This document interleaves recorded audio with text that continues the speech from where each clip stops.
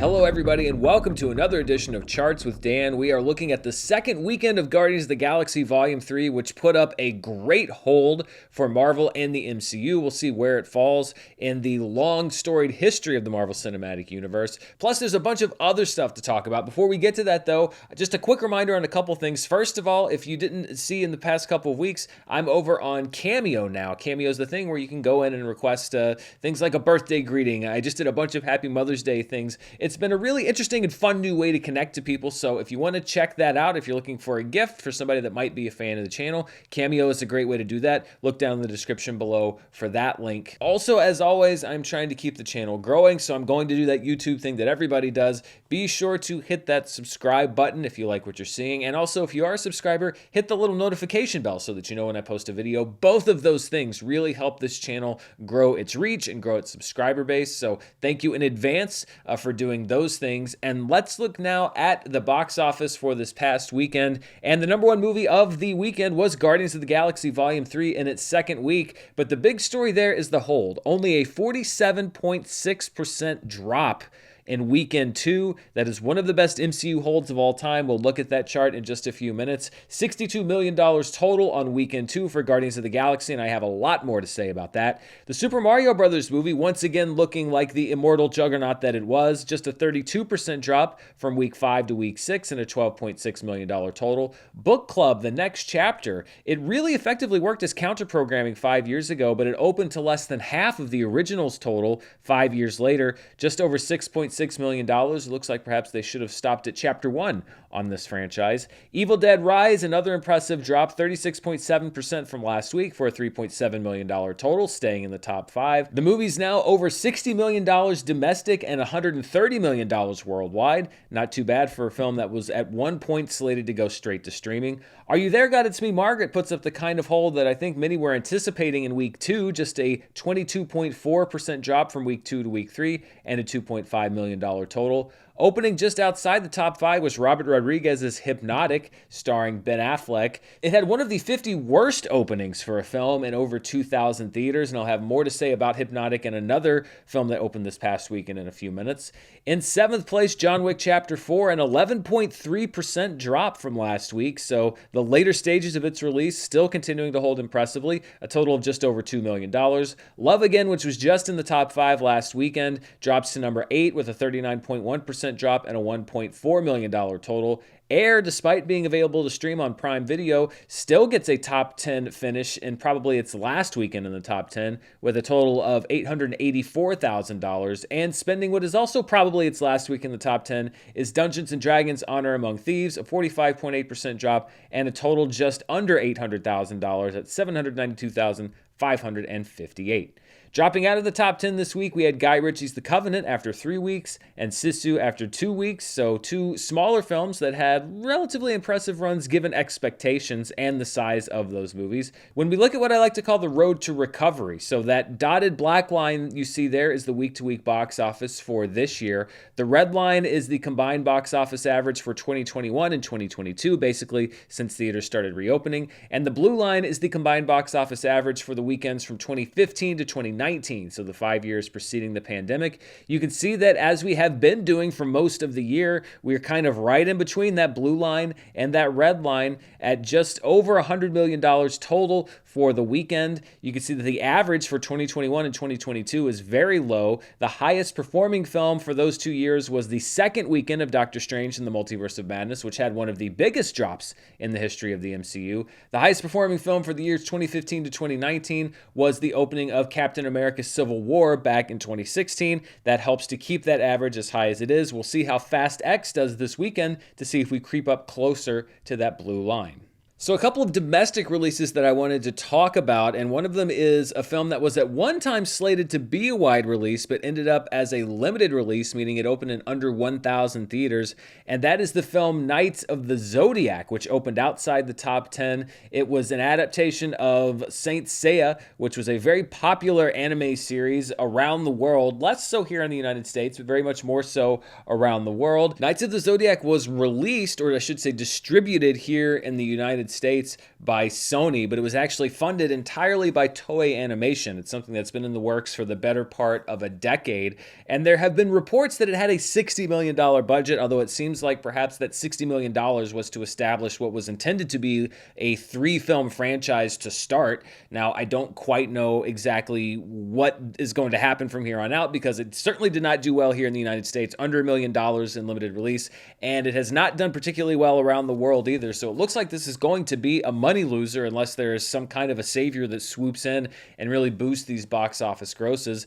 But we have Knights of the Zodiac, which was, let's say conservatively, a $30 million film. And then we also had, as I mentioned, Hypnotic, which was Robert Rodriguez's latest film starring Ben Affleck, with a reported budget of $65 million, which opened in 6th place, but not an impressive 6th place opening. And when you look at these two movies, Knights of the Zodiac and Hypnotic combined, you have an investment of about $95 million in budget for a return thus far worldwide for both films of about $7.5 million. We've talked about mid-budget films on the show before. Here's two films that were mid-budget that have not had a good return on investment, although to be fair, I did, out of curiosity, actually see both of these movies last weekend, and neither of them were particularly good. Hypnotic was, I thought, stuck in the 90s and laughable at times when it really didn't intend to be. Robert Rodriguez is an odd guy, and his advancement or lack thereof as a filmmaker over the years has been very interesting to watch. I don't really quite know what they were going for with that movie, and it's a weird watch. And the Knights of the Zodiac was, if you would have told me that it was made and then stuck into a vault in 2006, and then like they found it and just blew the dust off and released it this past weekend, then I would actually believe you, because it did feel like a throwback to the Dragon Ball Evolution type of, I hate to invoke that name, but it wasn't that bad, but it felt like that era of movie making, that mid-2000s era when nobody really knew what to do with anime properties, especially in live action. So not shocked to see either of these movies not doing well, but this is still a pretty big loss on investment for both of them. So I hope what this doesn't do is discourage other people from making or distributing mid-budget films, because for me, with both of these movies, it was much less about the size of the budget than it was about the quality of the movie. Let's take a look now outside the domestic marketplace to the top 5 films internationally. So this is all markets outside of the US and Canada. Guardians of the Galaxy also had a strong hold internationally with a $91.9 million total, followed by the Super Mario Bros. Movie at $26.1 million. Godspeed out in China at $13.1 million. Born to Fly, also a Chinese film, at $8.9 million. And then Evil Dead Rise at $6.7 million. When you take those international grosses, you combine them with our domestic weekend grosses, we get our top 5 movies worldwide for this past weekend. Guardians of the Galaxy bring in another $153.9 million worldwide just over the last 3-day weekend, followed by another $38.7 million for the Super Mario Bros. Movie. Godspeed at number 3 with $13.1 million. Evil Dead Rise at number 4 with $10.4 million. And then the domestic opening of Book Club: The Next Chapter boosts it to number 5 with a total of $9.8 million. So let's talk about Guardians of the Galaxy Volume 3. I mentioned that it had a very strong weekend 2 hold, and it was actually so strong that it was one of the top 3 holds weekend to weekend in the history of the Marvel Cinematic Universe.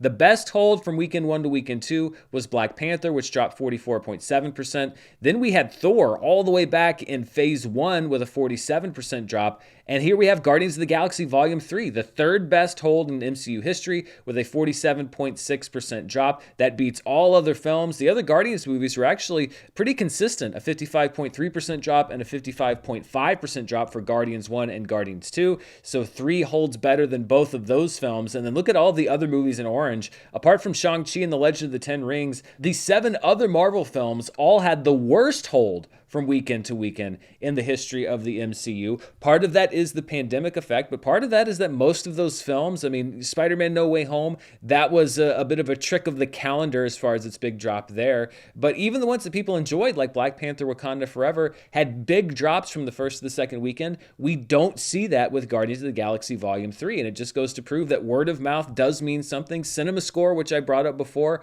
often does mean something, and it was an indication that it would probably hold well from its its first to its second weekend. And it also is kind of evidence, as I was saying last week, that you can't really proclaim this movie as a hit or a flop unless it had opened to like $300 million, then it's pretty safe that it's going to be a hit. But based on its opening last week, it was far too early to make any kinds of judgments about Guardians 3 or the MCU in general. I said it would all be about how it did in weekend 2, and here we see one of the best holds in the history of the MCU in weekend 2. So the people that proclaimed Guardians 3 a flop last weekend are looking pretty silly, but that's the important thing to remember.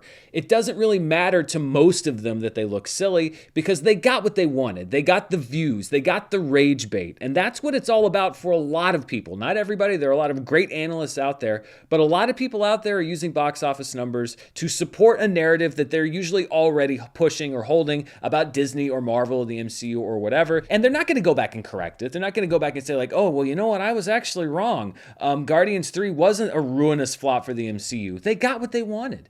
They got the views and the monetization and everything else, and they've moved on to the next thing. And they're not going to go back and correct that mistake because that's not the game that they're playing. And that's why I kind of impress the message and continue to impress the message on this show that it's not about convincing them to not do what they're doing because they're doing exactly what they want to do and they're getting the exact results that they want. It is really important for you, the viewer, to practice discretion and find people who are actually out there providing information. If you want Disney rage bait, if you want to hear that the MCU's dying or that Disney sucks or whatever, there are plenty of channels out there that will tell you that every single week and use every scrap of data to justify that, whether it holds up to scrutiny or not.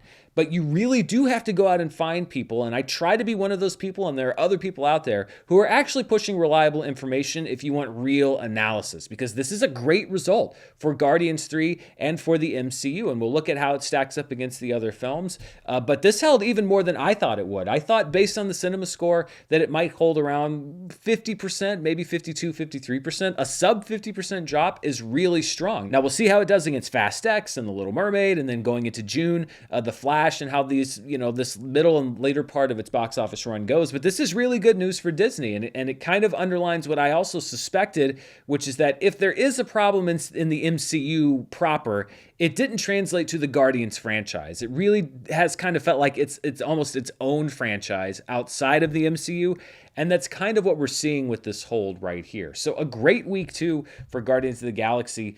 Really, no notes. And when we look at the MCU domestic grosses through 10 days, you see currently right now it is tracking ahead of where Thor Ragnarok was. It is tracking just behind where Spider-Man Far From Home was tracking. So that's not bad. It's kind of right above average, I'd say, above that middle line in the MCU, and certainly tracking far ahead of Quantumania and Shang-Chi, Black Widow, Eternals, a lot of these later, post-2020 MCU films. Now, the big difference is that Guardians Volume 3 has a budget that's about $70 to $80 million higher than Ragnarok and Spider-Man Far From Home. So it does have a bit of a higher bar to clear, and that's something to keep in mind as we go, although it also is looking pretty good on the worldwide front, which we'll check in a few minutes. But that's always something to note, the fact that Guardians Volume 3 does have a budget closer to $225, $250 than the other films, which are closer to $170, $180. Looking at it adjusted for inflation, you see that Guardians Volume 3 is tracking ahead of The Winter Soldier, actually just behind or almost on an even pace with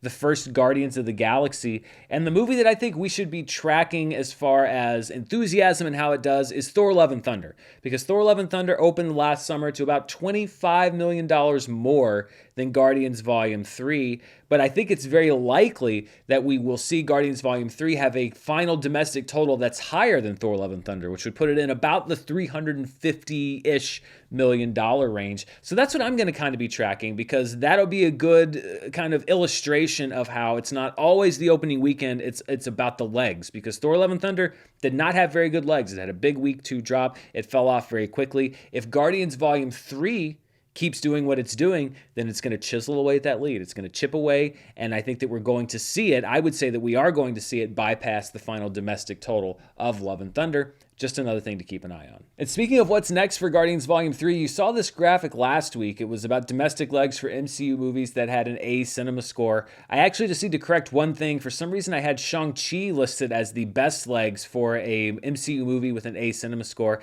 It's actually Spider-Man Far From Home. and a couple of eagle-eyed viewers caught that. So the multiple was right, but the movie was wrong. And looking at how these shake out, again, the worst case scenario would have it only at about $270 million. It's almost at that point. It should pass that point this week. So obviously the worst case scenario is off the table. If we're giving it a $350 million final gross, that would put it at 14th all-time in the MCU, just over Thor: Love and Thunder. That would be just under the Guardians' average legs, which are 3.1 times its opening weekend, but over the average and median for MCU films with an A cinema score. So that's about where I'm looking at it right now. We'll see, if it continues to hold like it's holding, we could get up there north of $350 million, but I'm upgrading. Last week I said, well, maybe it'll be around 315. Obviously it's holding up better than average, so I'm revising my estimate to around 350, and of course that is subject to change as we track the movie. Looking at the franchise tracker for the MCU, really this is a tale of two movies. Look at that. Guardians of the Galaxy Volume 3 is already the 24th highest grossing film domestically in the Marvel Universe. It surpassed the entire domestic total of Ant-Man and the Wasp: Quantumania in just 10 days. It has now outgrossed Quantumania domestically. It will pass the grosses of Ant-Man and the Wasp, Shang-Chi and the Legend of the Ten Rings, Doctor Strange, possibly Captain America: The Winter Soldier this upcoming week and next weekend. That would make it 20th all-time in the MCU. And then it just becomes about how much above that $300 million range is it going to get. Like I said, if it gets up to Thor: Love and Thunder, if it gets to $350 million, then that would put it in at about 14th place, just behind Guardians of the Galaxy Volume 2. So we will see how that progresses. When you look at the chart adjusted for inflation, Guardians Volume 3 is at number 28. It will soon bypass Ant-Man, Captain America: The First Avenger, the first Thor film, Shang-Chi, Ant-Man and the Wasp, probably Thor: The Dark World. Then we get into Doctor Strange territory, and then upwards of $300 million, it becomes about passing Winter Soldier, Thor: Love and Thunder, and seeing how far into that top 20 adjusted for inflation the film can get. And then looking at the tracker by worldwide gross, Guardians of the Galaxy Volume 3 is now at number 24. It has also bypassed the worldwide gross of Ant-Man and the Wasp: Quantumania. It's at over $500 million, and we will soon see it breach things like Iron Man 2 and Ant-Man and the Wasp. If it can get to Thor: Love and Thunder, $760 million, again, that puts it just behind the original Guardians of the Galaxy. If you can pierce that $800 million mark, then we could be looking at a top 16, 15 Marvel film. I don't know if we're going to get to that 855 that Black Panther: Wakanda Forever put up, but we'll see. If it holds well against all of this competition, it very well could. And then there's a lot of room to operate when you get into that $850 million range. Bottom line, unless it explodes, Guardians 3 is not going to be a top 10 MCU film, but it is going to be a solid double. It might leg it out into a triple for the MCU, and that's okay too. Franchises don't have to produce a top 10 film every time. It's not a flop. That's the main thing right now. Unless the bottom absolutely drops out of it, Guardians Volume 3 is going to be fine. It's not about downward potential at this point. It is about upward potential, and that's what we'll be tracking in the weeks to come. Before we move on, though, there's another thing that I wanted to point out, and it's another superhero film that is not as fortunate, and it's one that just wrapped up its box office run. I'm talking about Shazam: Fury of the Gods, which is now, I believe, the lowest grossing entry in the DCEU of all time. And so I wanted to kind of look at how much money that film may have lost in the theatrical window. So let's look at those figures. We've seen charts like this before on the show. This is given market estimates, theatrical grosses only. First, we have a 20% share of China, which brought in just $4.3 million. That's an investor cut of less than $1 million. 40% of the international gross, which was about $70 million. That translates to about $28 million going back to investors. 60% of the week one gross, that's about $21 million back to investors. About $6.7 million going back to investors from domestic week two. And then only about $4.3 million going back to investors from the rest of the movie's domestic run. When you look at the budget estimated, there's a lot of different numbers out there. I'm going to kind of go in the middle of a lot of them. A budget of $125 million, prints and advertising costs of about $100 million. So we're looking at costs of about $225 million, which puts Shazam 2's loss in the theatrical window by my estimate at $162.9 million. So that's the number that would have to make up in merchandising, in endorsement deals, product tie-ins, etc., in physical media sales. Now, there's going to be a number on paper as far as streaming sales, although keep in mind with HBO, a lot of that is them selling it in effect to themselves, one division of the company selling it to another division of the company. So yes, there is money coming in on paper for things like streaming rights, but because it's going to go to HBO Max, I guess soon to be Max, is that today or next week? I don't know exactly.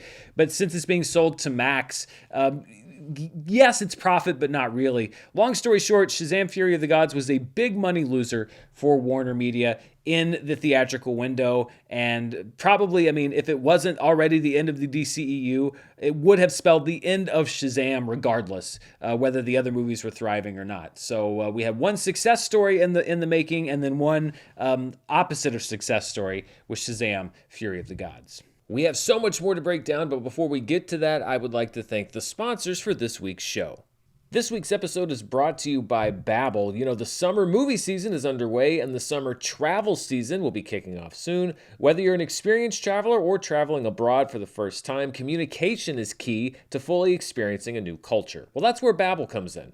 Babbel is the language learning app that sold more than 10 million subscriptions, and the lessons are so fun, quick, and easy to manage that you still have time to learn before you leave. Babbel's expertly crafted lessons are built around real life, and you learn how to have practical, everyday conversations. And unlike other language learning apps that use AI for their lesson plans, Babbel lessons were created by over 150 language experts. With Babbel, you can choose from 14 different languages, and in addition to lessons, you can also access podcasts, games, videos, stories, and even live classes. Start your language learning today with Babbel. Right now, you can get up to 55% off your subscription when you go to babbel.com/Dan. That's Babbel, BABBEL.com/Dan, DAN, for up to 55% off your subscription. Babbel, language for life. This episode's brought to you by Stamps.com. You know, you see a lot of the work of doing a channel on screen, but it's really just the tip of the iceberg. Anybody in this field is basically a small business owner, which means that every hour, every dollar, and every minute is precious. Stamps.com understands this because for the last 25 years, they've been helping business owners like me save time and money.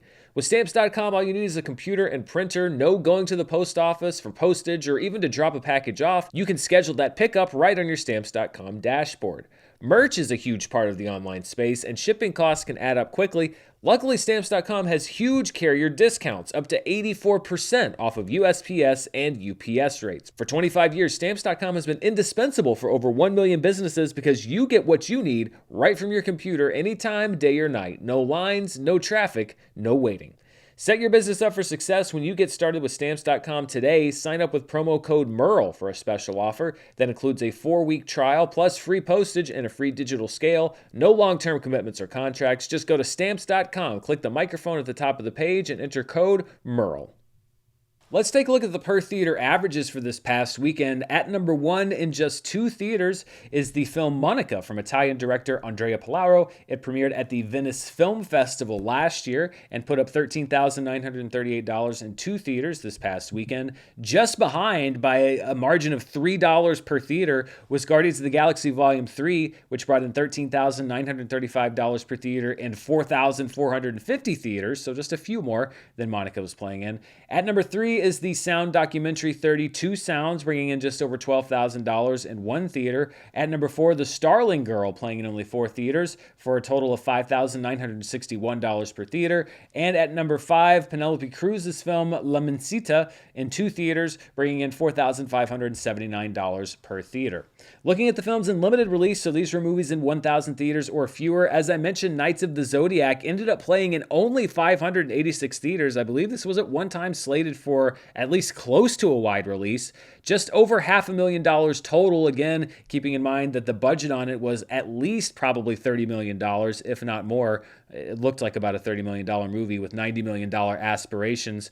So not a great start for Knights of the Zodiac there. At number 2 was Blackberry, playing in 449 theaters. The original estimate had it much higher, but I found final numbers saying it came in just under $500,000 at $492,000. It was very critically acclaimed. I'm surprised it wasn't a little bit higher. It's a movie that I very much want to see, but it's not playing in my local market, so hopefully they will expand that film in the weeks to come.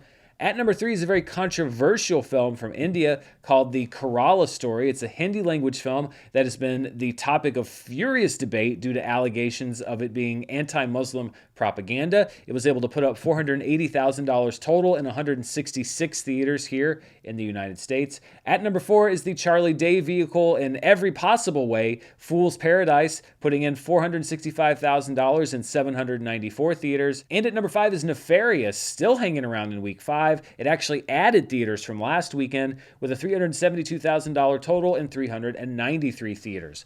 When we look at the top 10 limited release grossers of the year, Pathan remains number 1. The re-release of Return of the Jedi is at number 2. A Man Called Otto's limited release run is at number 3 with $6.2 million. That's before it expanded to over 1,000 theaters. Women Talking is at number 4. The Wandering Earth is at number 5. Ponniyin Selvan Part 2 remains at number 6. Nefarious jumps 2 spots to number 7. Mummies drops down 1 spot to number 8. Beau is Afraid's limited release run drops to number 9. And The Whale is at number 10. And speaking of films in limited release and at the specialty box office, they are often the bread and butter of smaller, more independently run theaters. And we've been doing something the past several weeks here on the show where I find and spotlight one per week. And this week we're looking at what looks like a beautiful old theater called the North Park Theater in Buffalo, New York. Originally opened in November of 1920, it boasted early 20th century architecture and Art Nouveau murals throughout, as well as a large stained glass window in the front of the building. Over the years, the theater's original beauty was lost as subsequent owners modernized to cut cost. But in 2013, with the theater badly in need of modernization, not just in design, but also in digital projection, the theater was purchased by local business owners and restored, including hiring the original company who designed the marquee in the 1940s to restore it, as well as local artists to bring back the building's murals. The original stained glass windows were uncovered shortly thereafter, and the North Park Theater now operates as a 501c3 nonprofit, Buffalo's only nonprofit cinema. Right now, you can catch Book Club The Next Chapter there, and the North Park also often runs revivals and special screenings, and plus, it's just a beautiful theater. You can find out more and donate at northparktheater.org, and of course, as always, 10% of the ad revenue for this episode will go to the theater, as we have been doing for the previous theaters we highlighted. Good news, because of your support, I've been able to donate over $200 to the various theaters that we've featured throughout the different weeks here on the show. So the more you watch, the more you share. Obviously, that's great for the channel, but it also benefits here on Charts with Dan, these independent theaters that we talk about here on the show. So North Park Theater in Buffalo, if you want to see a beautiful old restored 1920s theater, give them a visit or shoot them a donation. And if you do either, as always, be sure to tell them that Dan sent you. All right, let's look at some 2023 charts, and we will start with the summer domestic box office. These are only movies that open in 1,000 theaters or more, so it's only 4 films as of right now. Guardians of the Galaxy Volume 3, obviously number 1 with $214.7 million domestically. Book Club The Next Chapter at number 2. Love Again drops 1 spot from last week to number 3, and then we have Hypnotic at number 4. Of course, Fast X will be another entry onto this chart this upcoming weekend. Looking at my summer box office predictions versus the actual list, right now the only movie that's in active release is Guardians of the Galaxy Volume 3, which is labeled yellow there. That means it is on my top 10 list, but it is in the incorrect place from where I believed it was going to be. I picked it number 3. It's currently number 1. All of the other films are pending, although my second movie, Fast X, will also be releasing, and then June is going to be a big month for my box office predictions. So no picked correct placement entries yet, and no eliminated entries yet, although I'm sure that will come in the weeks and months ahead as we get into the summer box office season. Looking at the 2023 annual domestic box office, Guardians of the Galaxy makes a big jump. Volume 3 is now at number 2 with $214.7 million. Far behind, of course, the Super Mario Brothers movie, which is now at $535.5 million. God, that movie is successful. Ant-Man and the Wasp: Quantumania drops to number 3. John Wick Chapter 4 drops to number 4. And Creed 3 drops to number 5. Scream 6 remains in 6th place. Megan is at number 7. Dungeons & Dragons: Honor Among Thieves is at number 8. Cocaine Bear is at number 9. Shazam! Fury of the Gods actually drops out of the top 10 domestically for 2023. And Evil Dead Rise joins the top 10, depending on how Fast X does this weekend. It could drop out, although I don't have a huge amount of confidence in what Fast X is going to do. Maybe it'll be better domestically than it is worldwide, but we'll see what that opening weekend number is coming up. But for right now, congratulations, Evil Dead Rise. You went from straight to streaming to a top 10 2023 film domestically. quickly. Looking at the worldwide box office for this year, the Super Mario Bros. Movie is now at over $1.2 billion worldwide. Full River Red is at number 2. The Wandering Earth is at number 3. Guardians of the Galaxy Volume 3 jumps up 2 spots to number 4. It's now over $500 million at $530.3 million. It will continue to move up that list, and I think it's likely to take that number 2 spot behind the Super Mario Bros. Movie. Ant-Man and the Wasp: Quantumania drops down 1 spot to number 5. John Wick Chapter 4 drops down to number 6. Creed 3 is at number 7. Boonie Bears Guardian Codes at number 8. Dungeons & Dragons: Honor Among Thieves at number 9. And Megan at number 10 with a total of $176.8 million. Before we wrap up, as we always do, I like to take a look at a weekend from box office history, and we're going back to the 19th weekend of the year in 1999. That corresponded to the dates of May 7th through the 9th, and it saw the opening of Oscar winner Brendan Fraser. Can you believe that we're saying that sentence in 2023? Best Actor Academy Award winner Brendan Fraser's The Mummy opened on this weekend on the calendar back in 1999 to $43.3 million. Entrapment in its second week was at number 2 with $12.3 million, starring Catherine Zeta-Jones and the late, great Sean Connery. In its sixth week, The Matrix is holding strong, starring Keanu Reeves and Lawrence Fishburne, with $5.8 million, just a 32.5% drop from the weekend before. Eddie Murphy and Martin Lawrence's Life was at number 4 with $3.6 million after a 43.8% drop. And then in its third week of release, but its first week of wide release, was Alexander Payne's Election, starring Matthew Broderick and Reese Witherspoon, a 1,187.8% increase in business and a top 5 finish at $3.1 million. Of course, we don't like to leave those numbers as they are. We like to put them in a little bit of context and see what they would read like if they were put into today's dollars. So we're going to hit that adjusted for inflation button. And when we do, we have The Mummy opening to a $78.9 million opening weekend, followed by $22.4 million for Entrapment in its second week, $10.7 million for The Matrix in week 6, $6.6 million for Life in week 4, and $5.7 million for Election as it breaks into the top 5.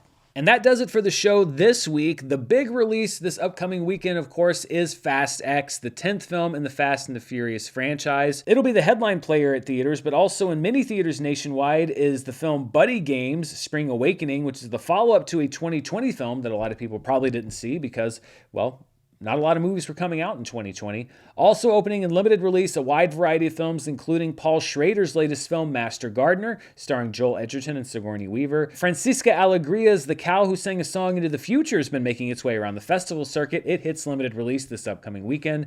The French crime drama The Night of the 12th opens in limited release. This is from director Dominique Maul and was a multi-César winner. César would be the basically French Academy Awards. It won the César for Best Film, Best Director, Best Supporting Actor, Best Adapted Screenplay, among other films, so a big critical hit in its home country of France. Moon Garden, which is described as a sort of fantasy dark horror film, is opening in limited release, as is Sanctuary, starring Margaret Qualley as a dominatrix locked in a power struggle with one of her clients. Those films and many others will be opening this weekend. Stay tuned right here on the channel. I will have my review of Fast X probably on Thursday evening, because I'll be seeing the movie at its first available screening on Thursday afternoon. I am quite interested to see what this movie has in store. And tying into Fast X is a special that I'm going to be doing later this week, which is probably what I've been calling my Monday show. I think it's going to become kind of a news show that rotates depending on the day of the week when it's appropriate. But it's going to be a show about scoop culture and really what has now become spoiler culture. And spoiler alert, but not really, it's going to contain a revelation about a particular character that I created when I was at Screen Junkies that was very much into the world of scoops and how it ties into this news story that we're going to be discussing on the show. So stay tuned for that. I'm excited to really kind of untie that knot and talk about scoop culture and what is journalism and what is ruining a film and what counts as just tweeting out a plot detail. So there's a lot to break down with that, as well as any other things that may pop up, streaming charts, other reviews, etc. You never really quite know what you're going to get here on the channel. Thank you so much for spending part of your day here with me. Until next time, stay safe, and I'll see you then. Bye.